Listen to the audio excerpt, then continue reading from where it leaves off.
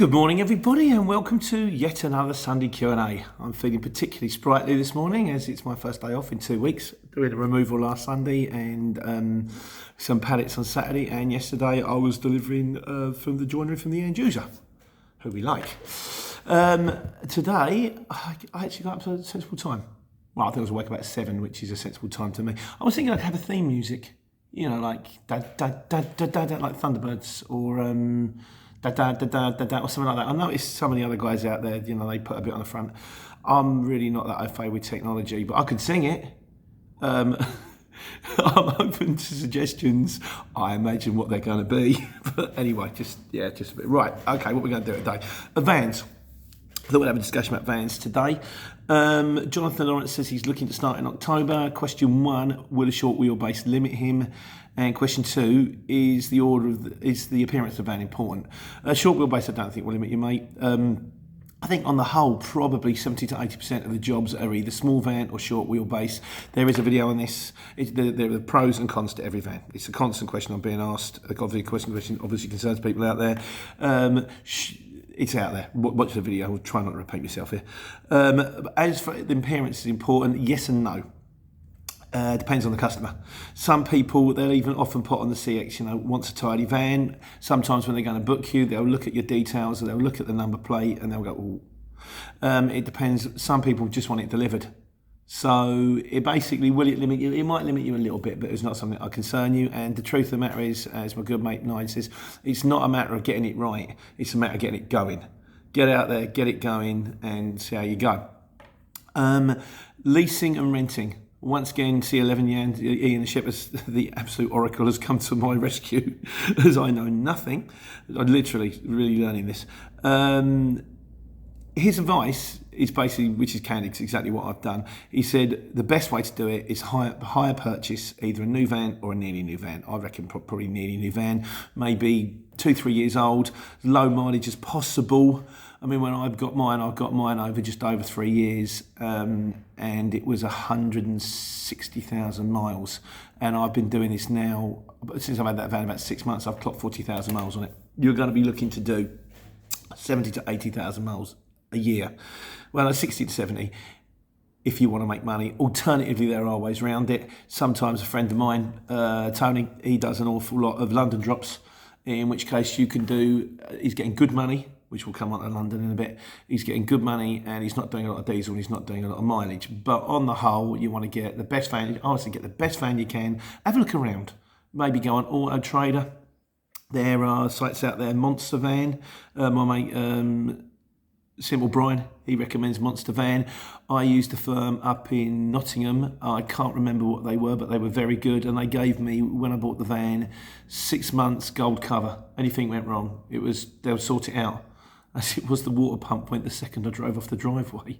I drove off the driveway, looked for a job on CX, looked underneath the van, there's always water coming out. So I went back in, I went, lads, you better come and have a look at this. He said, don't worry, the mechanic is 3 doors down. Drove it down to the mechanic looked at it, he said, yeah, your water pump's just gone. Literally went that time. Having said that, I've driven it for 6 months since, not a problem at all. So slightly worrying when I got it, I'll be honest with you. But yeah, that's what I would recommend. If you can get a new, brilliant, but the problem you've got with leasing is a lot of the time you're constrained by the miles. And again, Simple Brian said about this, he said he used to hire out vans, and he's a friend of mine, and he said, I was charging £900 a month, which is like £30 a day. And he said, by the end of it, I'm still not sure I was making any money, because the amount of miles as a courier driver you're going to be putting on the hire person's van, the money it's going to cost them in parts, spares, repairs, servicing. At the end of the day, all you're really doing is covering their costs. So it's not like anyone's trying to rip you off here. It's not in their interest. So what I recommend you do is try and get yourself a van that's 2-3 years old, get a decent finance agreement.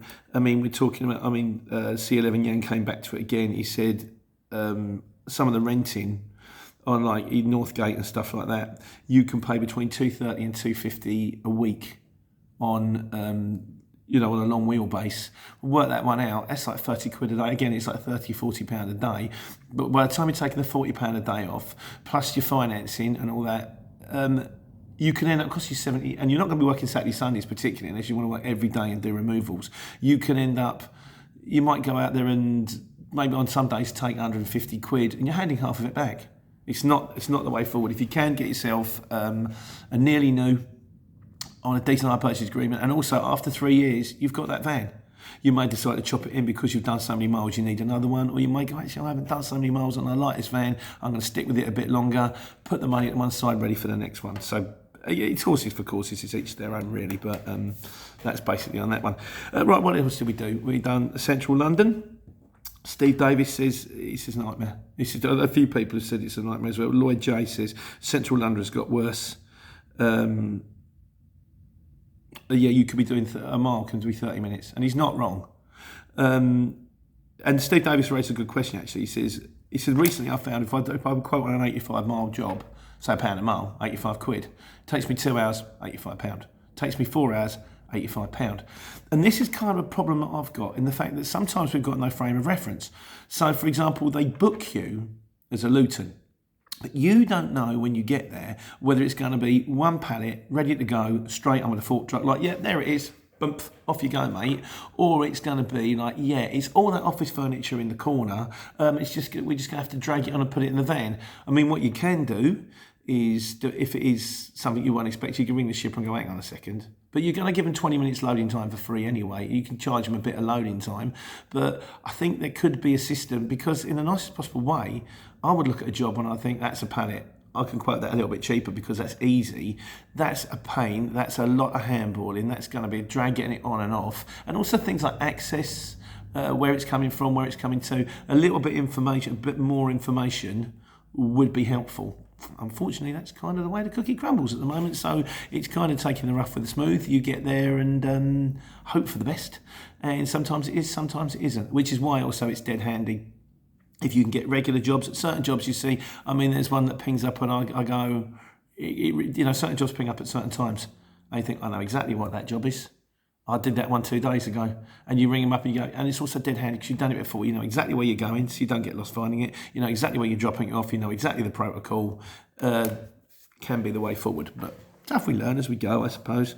What else we got? Colby Montana, thanks very much for your feedback on Cockney numbers. Yes, kind of, yes. The bottle is too. Bottle of glue. And on the Amazon affiliates thing, yeah, I have got to work out how to do that. But me and technology, like I say, I'll be singing me intro if I'm going to have one. So, yeah, that's Doozer. He says Wembley is good on event days because I did that thing where I went to Ipswich, didn't I, to the Ipswich Football Club. He said sometimes, and this is quite true actually, sometimes getting a delivery is like a VIP pass.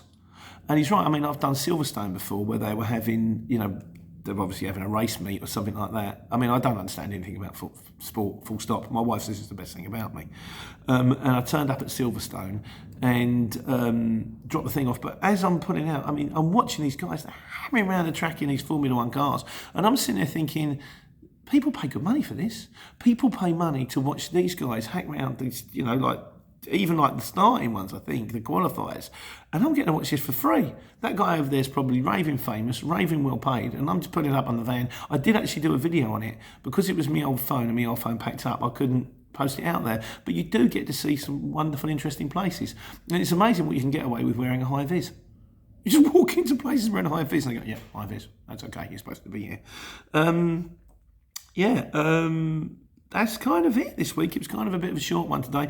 The last word goes to Julian Ritov, who said about the London thing, and he kind of says, rather than sitting in the traffic making videos, use Google Maps and avoid it. It would be nice, mate, if they had a Google Maps button which made the cars in front of me disappear. As it was with that particular traffic thing, that is kind of misleading because I just pulled away from the office move job where I've gone fourth floor to third floor. Like I say, I could have done with knowing that ahead of time. Having said that, the guys are nice guys, I don't mind. Then after I made the video, I just looked to my right, I'm looking down the Strand and there's all these flags going up and down the Strand. I thought, okay, they've shut the Strand then. But this is something, again, that tends to happen in London, but doesn't tend to happen in Lincoln or sort of Wales or sort of the northeast of it, or Cumbria. These things don't tend to happen quite so much there. You can get stuck in a traffic jam at any stage. you can be on the motorway and a lorry can fall over in front of you, and that's your lot. You can be stuck there for 4 hours and you won't get any more money for the job. In fact, you may even have to deliver the next day. Sometimes they give you a little bit extra because they feel sorry for you. But as Julian Ritov says, is use Google Maps and get a haircut. And yes, on the second one, he's certainly right. I do need a haircut. May go and get one today. So, that's kind of it. A bit of a quick one this week. I'll do some more next week. I hope you're all well. I hope everything's fine. And take care, take money.